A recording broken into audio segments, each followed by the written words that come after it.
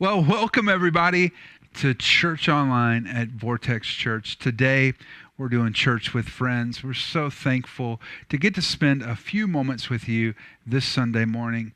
Now, as we've been doing this for the last few weeks, what feels like to me an eternity for many of you, I know that you're so anxious about what it's going to mean to get back together.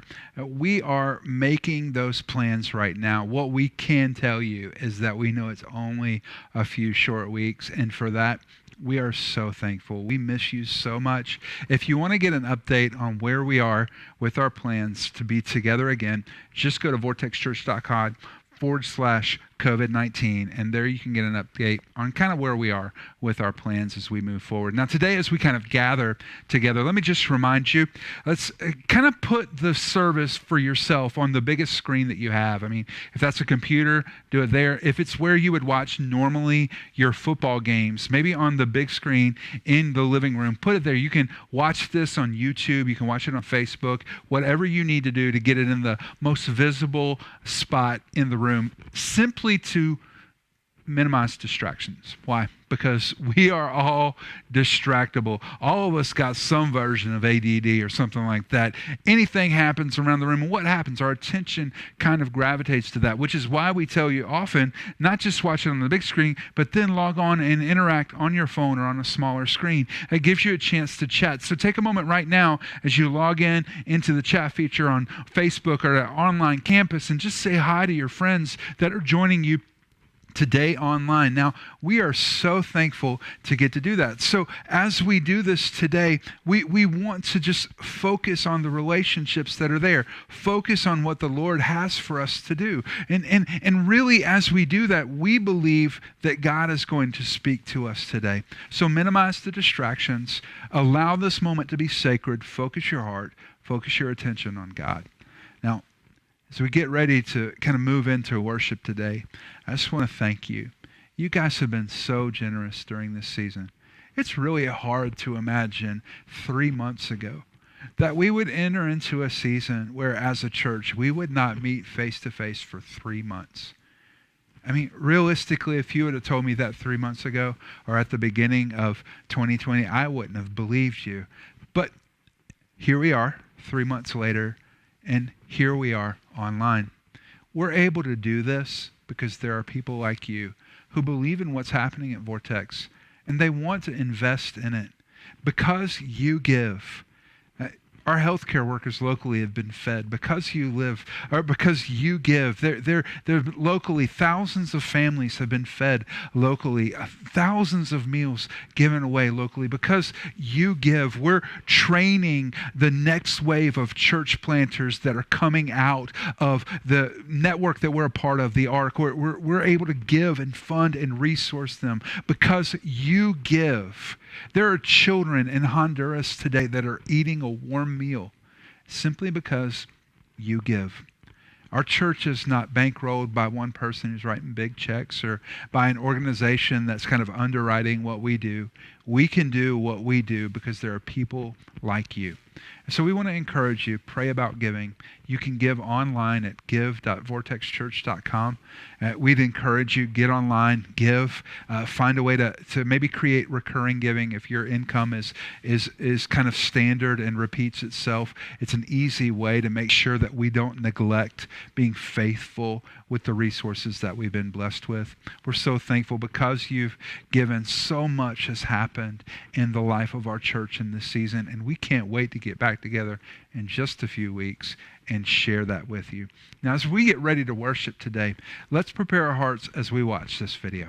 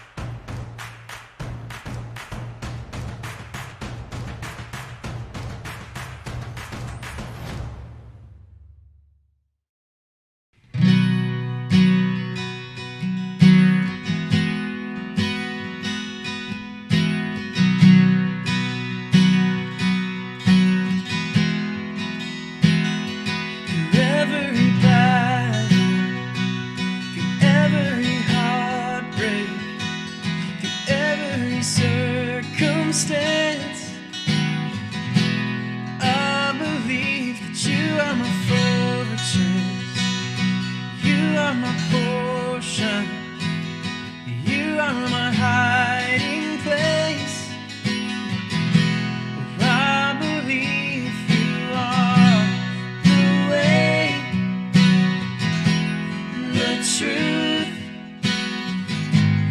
the life. Oh, I believe you are the way, the truth,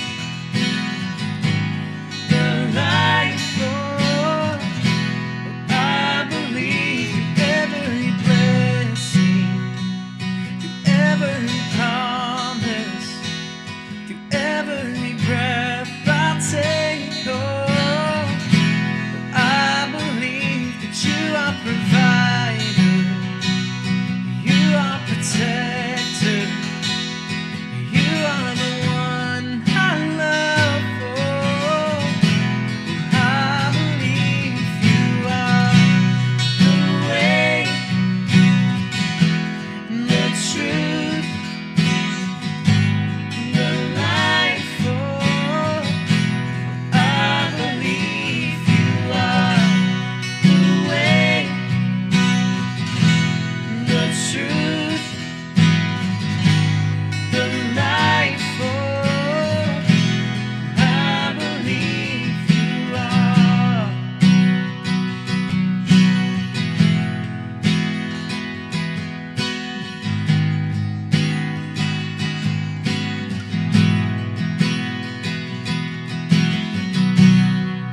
It's a new horizon, and I'm set on you, and you meet me here today with mercies that I knew. Yeah, all my fears and doubts, they can all come true, because they can't stay long when I believe you are the way, the truth, the life. Oh, I believe you are the way, the truth,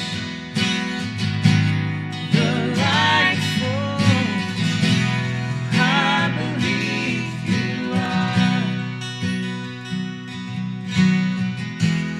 I believe you are.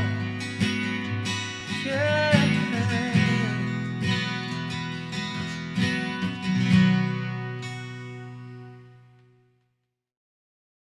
Well, for the last few weeks, we've been talking about friendship. I don't think there's anything that perhaps is more important in life that may add to the texture of our experience than friends.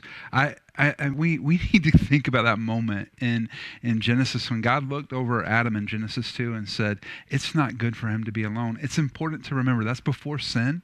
And God pronounced that there's a problem. You're isolated. You're alone. We weren't created to be that way. In Genesis chapter 1, the Trinity, God the Father, the Holy Spirit, and the Son said to each other, let us make man in our image. We are designed to live in community. The image of God in us wants to be in relationship with others. And so today I want to talk about what it would take for us to have healthy friendships, but to carry them on throughout the span of our lives. But as we get into that, I want you to think about this when it comes to friendships, that every relationship has a context.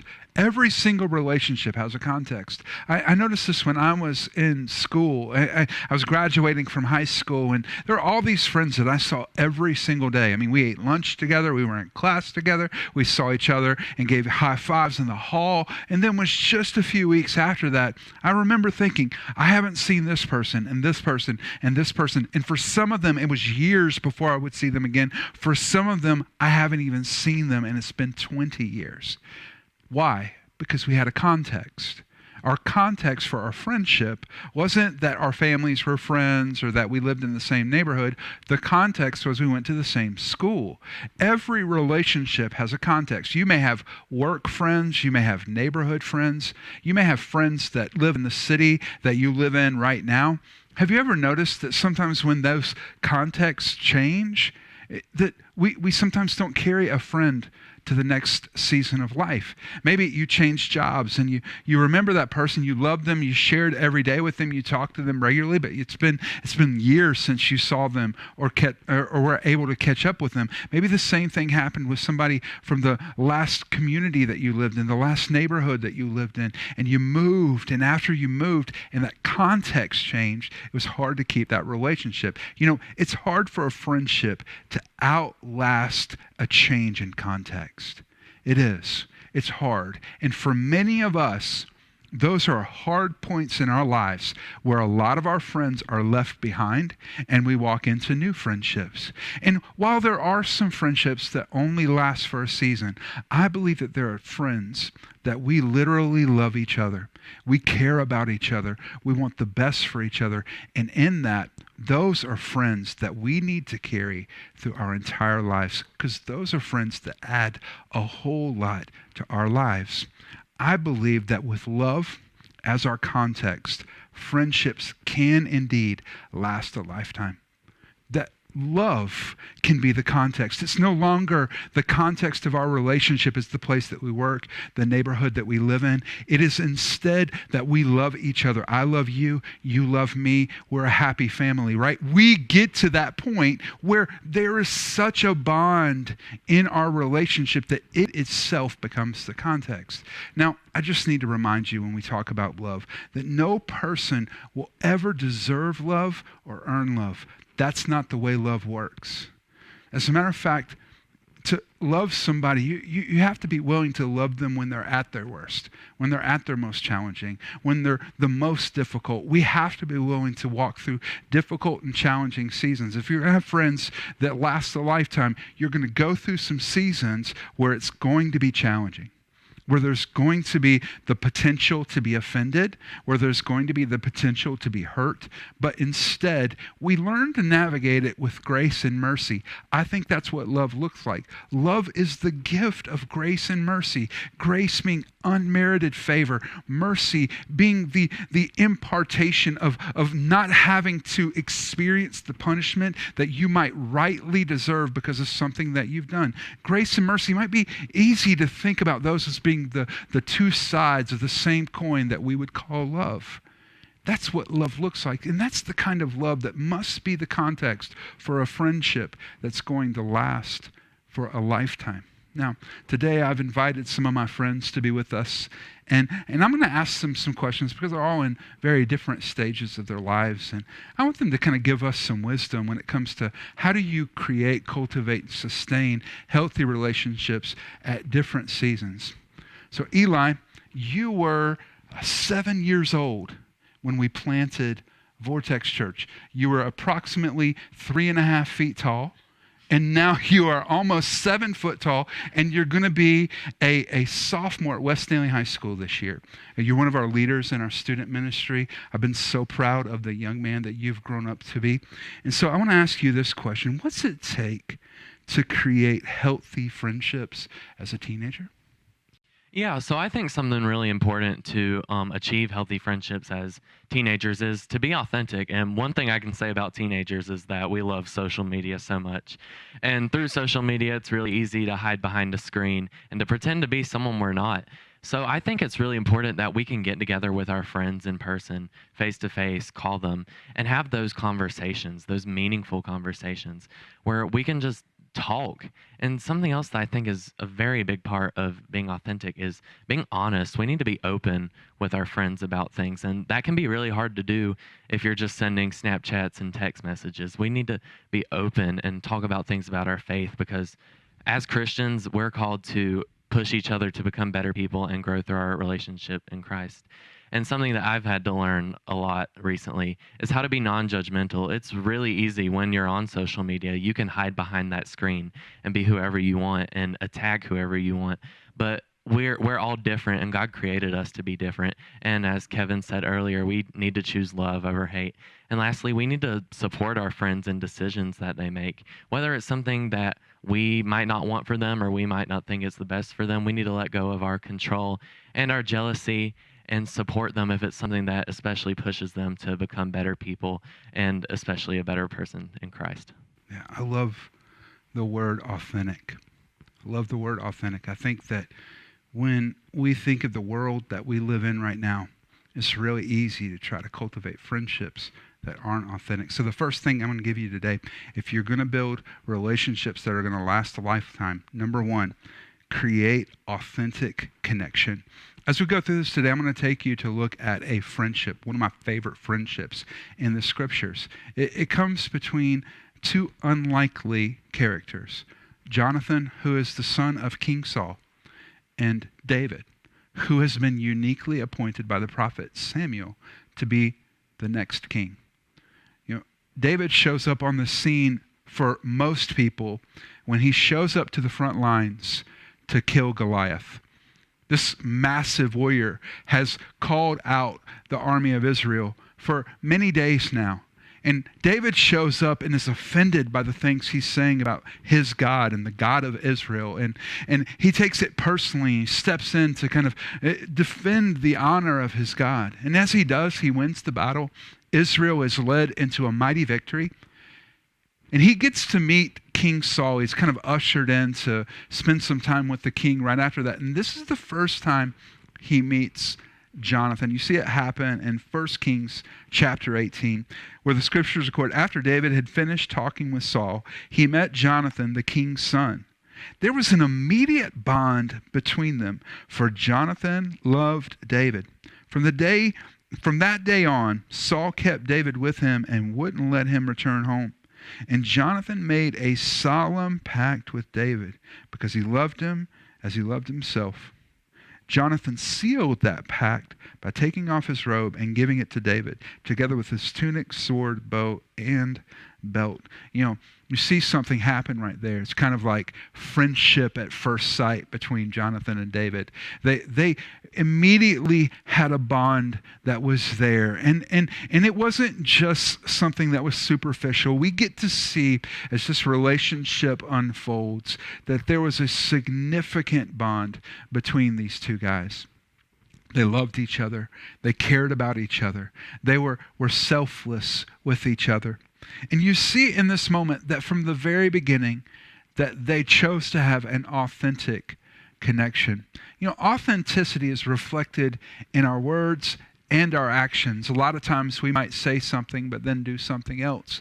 But when we're looking for authenticity, it's reflected in both of those. It's what we say and then what we do married together that creates authenticity in our lives. And you see that in Jonathan. Jonathan made a pact with David. We're going to be friends. I'm going to take care of you. But then he sealed the pact, and he gave him the kind of token garment that would have represented this level of commitment. We are not just, I'm not just saying this. I'm not just, I'm going to demonstrate that I mean what I'm saying. It's so important to cultivate authentic connection. I love listening to Eli answer that. I think that it's important to understand that in the world that we live in today, especially right now, as many of us have been sheltering in place or socially distancing, it is easy to hide behind a screen. It's really easy. But I want you to be reminded of this simple truth for friendships. Relationships work best when you're face to face, not thumbs to thumbs. Sometimes there are conversations that just need to happen face to face. Sometimes it's not a conversation. Sometimes we just need to spend time together. I miss you. I haven't seen you. How are you doing? And a text message just isn't enough. Sometimes it's impossible to encourage somebody the way that God's called you to by just sending a simple emoji over text. We've got to get face to face and not live out our relationships thumbs to thumbs. You know, Gina, as I've watched you navigate your adult life, you're my sister. I've known you since you were born, which is an amazing, I can't say that for everybody in the room, but I can say that to you. And I have watched you as an adult really navigate friendships in such a healthy way. I've watched you take really significant leaps in life and always carrying those friendships forward. So if I were going to ask you this question, I want you to answer this for us. What's it take to sustain healthy friendships as a single adult? I really think that it takes pursuing those relationships, having the mind that it takes action and you have to want to go out and do it. If we don't pursue those friendships in our adulthood, we sit back and continue to wait, at times feeling lonely, and at sometimes kind of falling into some unhealthy relationships. But I think as we think about pursuing relationships and healthy friendships, it's also important to realize that friendships aren't balance sheets. It's not a you do this for me and then I do this for you. It's about what I can do to love you, because that breeds those life-giving friendships that we talk about. And as I've moved from state to state or cities to cities in my adult life, I think that it takes that desire to continue to pursue those friendships in order to make them sustain. You know, after listening to Gina's answer to that question this week, I realized the second thing that you must do if you're going to have a friend and keep them and have a life-giving relationship for really a lifetime, and it's this, that you have to take personal responsibility. You have to take personal responsibility. I love what she said. You can't have a balance sheet in a friendship. And it's so true. Love, as the scripture says, keeps no records. It doesn't keep records of rights and wrong, what you did, what I did. That's not the way love works. Love doesn't keep a scorecard. And I think that sometimes we need to realize that taking personal responsibility realizes that I might see something, I might be able to do something that you can't. And because I see it, because I see that there's been some time that we haven't talked, because I see that we might need to hang out, I see that I could come over and help your family, I see that I need to be the person to take personal responsibility and step up and do what I can. I love this moment that happens in the life of Jonathan and David's friendship. It happens in 1 Samuel 19. And in this moment, like, there's a growing tension that's happening between Saul, Jonathan's dad, and David. In this moment, there's this tension that's kind of developing between them two. And Jonathan is going to be in a unique moment. He can do something about it. And because he can, he does. Look at this. The next morning, Jonathan spoke with his father about David, saying many good things about him. The king must not sin against his servant David, Jonathan said. He's never done anything to harm you. He's always helped you in any way that he could. Have you forgotten about the time he risked his life to kill the Philistine giant and how the Lord brought a great victory to all of Israel as a result? You were certainly happy about it when it was about it then. Why should you murder an innocent man like David? There is no reason for it at all. So Saul listened to Jonathan and vowed, as surely as the Lord lives, David will not be killed. Afterwards, Jonathan called David and told him what had happened. Then he brought David to Saul, and David served in the court of the king, as before. See, Jonathan was in that unique position. He had a relationship with his father, and he had a relationship with his friend. And because of that, he was able to do something that nobody else could do. He took personal responsibility for something that wasn't necessarily his responsibility. I see this in this moment, and this is something that we need to kind of embrace if we're ever going to have healthy friendships, and this, that you can wait and complain, or you can be a part of the solution. Right now, I think that we just need to embrace that in life in general. There are a lot of us on the sidelines of life complaining about things that you could be a part of the solution for. We can wait. We can not take personal responsibility. We can deflect that to other people, and we can complain, or you and I can step up and be a part of the solution. You know, in friendships, it works that way. You can wait, complain, and what happens? There's distance. Or you can take personal responsibility and you can sustain a life-giving friendship throughout your life. You know, there's another stage that kind of comes as you begin maybe to grow in life, and many of us have been there or are there, and kind of that's where me and Brian are. We both have 3 kids, all very young. And so, Brian, I love the way that you and Jen do life. You are incredible friends. You've been incredible friends to Amanda and I, and so many people in our church. I love you guys. You're incredible leaders. And I was just thinking about you guys as I was preparing this. And so I want to ask you this question. What's it take to maintain healthy friendships when you have a family? I think, for me and Jen and our kids, what we've really learned as we've grown our family through the years is to approach relationships with humility and be humble. And it's not something that just Jen and I try to work on for ourselves, but it's something that we try to teach our kids and instill in them because we think it's important through all phases of life, just to approach a relationship with humility and staying humble. We believe that opens up the door for a deeper connection. And for like other parents, when I'm approaching other parents, I know God called me to lead my family and be a dad to my kids. But he didn't call me to be a dad to other people's kids. Right. And so I cannot have a critical eye and then have a critical heart for their parenting style, right?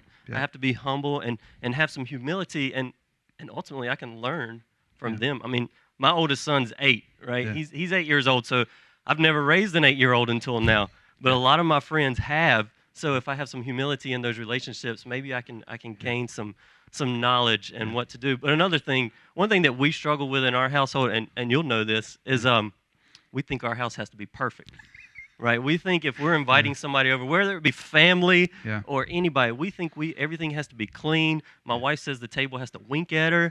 And so we daily work on some humility with that. Like, we got 3 kids, 3 boys. You don't know when a kid is going to go to the bathroom, and hopefully they walk back out fully clothed. Hopefully. But you just don't know. You don't know what's happened, and life can be messy. But if we stay humble, I think it allows us to connect with others. Yeah, if you need to be humbled, we both have 3-year-old boys, right? If you need to be humbled, just try to parent a 3-year-old boy while you're having a dinner party. It's going to humble you real quick. I think that's a great principle. If you're going to carry a friend through life, you've got to stay humble. You've got to stay humble. Think about that tension of pride and humility. Pride is going to eventually turn the scope of your heart back to yourself. It's going to continually redirect the thoughts, emotions, the energy in your life back to you. But humility lets us see things clearly. And there's this beautiful moment in the life of Jonathan and David. This happens as the tension between Jonathan's dad, Saul, and David begins to escalate. And if you know the story, it's going to end up with David having to run and flee and hide and try not to get killed. And Saul's going to pursue him and chase him and do everything to hunt him down. And there's this moment when they come face to face. It's one of the last times they speak. In 1 Samuel 20, beginning in verse 3, it says this: Then David took an oath before Jonathan. Your father knows perfectly well about our friendship. So he said to him, I won't tell Jonathan. Why should I hurt him? But I swear to you that I'm only a step away from death. I swear it by the Lord and by your own soul. He's trying to convince Jonathan that, you know what, I'm telling you, you may not know it, but your dad is trying to kill me. Your dad is trying to kill me. So think about that moment.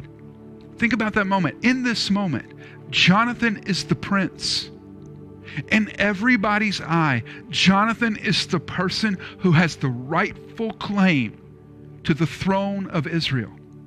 He should be, in the commoner's perspective, he should be the next king. He's the son of the king. But he loved David more, you might even say, than he loved himself. Look at his response. Tell me what I can do to help you. That's the prince speaking to a shepherd. He didn't consider his position to be above. No, he took the attitude of a servant and said, tell me, David, what can I do? The story would then begin to unfold, and it gets pretty ugly as they begin to find out that Saul indeed is planning to kill David. And so in the last moment that Jonathan and David see each other at the end of 1 Samuel 20, there's this beautiful moment where we see that humility comes. And it shows us why humility is so important, because we need to understand that the opposite of humility is pride, and pride kills, but humility gives life. Pride will choke your relationships. It will choke your connection. It will keep you isolated and alone, but humility will give life to your friendships, your relationships, your marriage. It will bring life to your relationship with the Lord. And there's this moment where you see this. It's Jonathan speaking to David, and it's going to be the last time they talk. So at last, Jonathan said to David, "Go in peace, for we have sworn loyalty to each other in the Lord's name. The Lord is a witness of the bond between us and our children forever." Then David left, and Jonathan returned to his town. Jonathan said something that you can't say if you're carrying pride. Jonathan said, "Go in peace. Go in peace." You can't speak peace when your heart is filled with pride. But because Jonathan had carried an attitude of humility with David, he could speak peace into a moment that was anything but peaceful. And I want you to notice what happened in that moment. He said, "David, this is not just about us. The bond that we share goes far beyond this moment. This is what friendship does. Friendship alters the trajectory of families." And he said, "Listen, I want you to see this. May what's happened here carry on in our lives and in the lives of our children." If you don't know what happened after this, Jonathan is going to be killed in battle. His dad, Saul, is eventually going to be killed in battle as well. And David is positioned uniquely at that moment to become the next king of Israel. And like most transitions of power in those days, the family of Saul and his son, they were obliterated. They were killed. Not because of something that David asked, but just because of kind of the culture that they lived in. So David becomes king of Israel. And he remembers that moment with his friend. And he calls in his aides and he says, "Hey, tell me, are there any children left of my friend Jonathan? I want to be able to show to them the kindness that was shown to me." And his aides went and looked, and they could only find one. And they came back and reported, we found one son of Jonathan that remains. His name is Mephibosheth. He's a cripple. He's homeless and living as a beggar. His feet were deformed when he was born. And because of that, likely when the overthrow happened, he was never seen as a threat, so he wasn't killed. So David dispatched his people and said, "Go get him, bring him in here. And from this moment on, he will live as a child in the house of his father, a son in the house of the king." That's what friendship does. So in John 15, when Jesus said, "I no longer call you servants, I call you friends," just like beggars who have been lost to our own ways, who we're never on our own going to be good enough to deserve or earn the love of the Father. Jesus was dispatched to bring us back into the family of God. Every day that David was king, a crippled boy was ushered down the hall to eat with his family.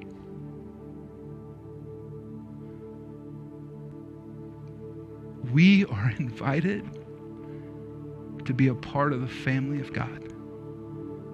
None of us earn it. As a matter of fact, do you remember what I said about love? Love is the gift of grace and mercy. It's not something we earn. It's not something we deserve. And today, I want you to carry those kind of friendships throughout your life. But more than that, I want you to experience the kind of friendship that's being offered to you in the person of Jesus. Can we take a moment right now and pray? God, we just come before you. We thank you so much that you are a good and loving God. God, we know that because of your mercy, because of who you are, we don't suffer under the weight of our sin. Because of your grace, we have been given unmerited favor. We have been granted a relationship that we do not deserve. We could never earn it. So God, help us today to step into the reality of a friendship with our Creator. And help that friendship, the way that we are loved and we get to love you, help that to become the template for the way that we love others.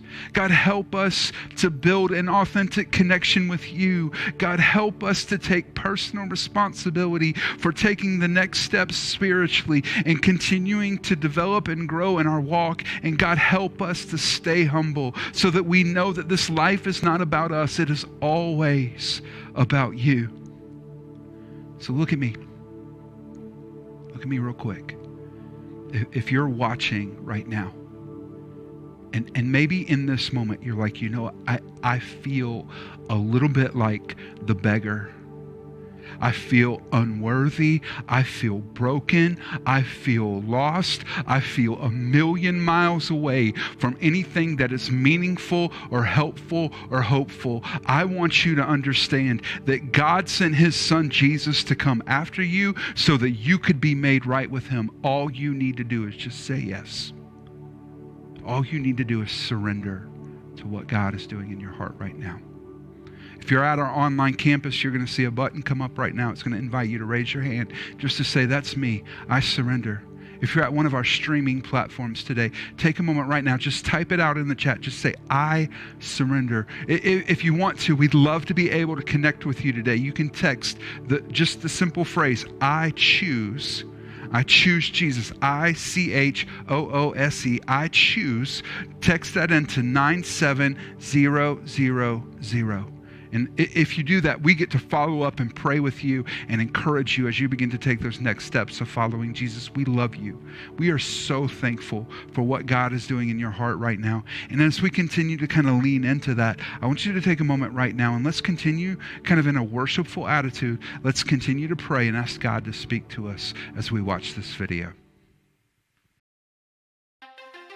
Jesus said, "This is the first and greatest commandment. Love God with all your heart, soul, mind, and strength. And the second is like it. Love others as you love yourself."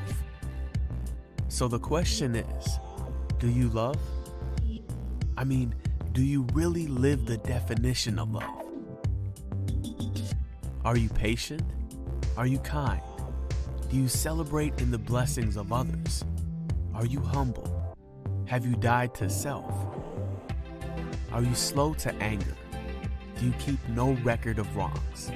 Do you always protect, always trust, always hope, always persevere? This is what it means to love, the way God intended. So the question remains, do you love? Well, hey, everybody. It has been so good to spend this time with you today. We're so thankful for a few moments that we get with you to invest in your life. We believe in you. We love you. We believe that God is doing something in this season, though it may be difficult. He's with you. He's with you. You're not alone. You're not left just to your own devices. In this season, no, we're here for you. We're here for you. We love you. We've been praying for you. We've been believing God to do something amazing in your life. But not just that. The Lord himself is with you. Isn't it good to know that we're never alone, that we can live in the eternal presence of God? And lastly, as we get ready to go today, I just want to remind you of one simple thing we've been saying. It's so important for us to remember this. In a time where it feels like fear and doubt and insecurity is running rampant in the world that we live in, God's got you and God's got this. We love you so much, and we'll see you back next week.